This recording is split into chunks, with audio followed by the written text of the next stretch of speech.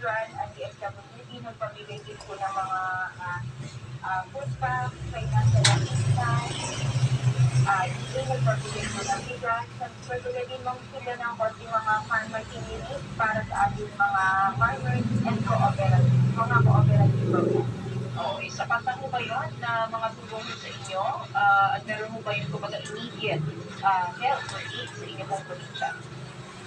Actually, sa ngayon po mong kahit paano sa kanila yung aming mga magsasaka, ang nararamdaman namin na immediate, ito nga pong individual.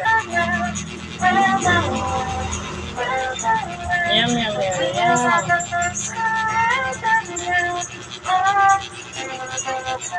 Wow, these flavors are so colorful.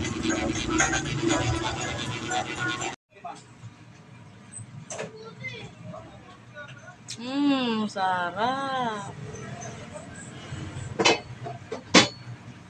Am.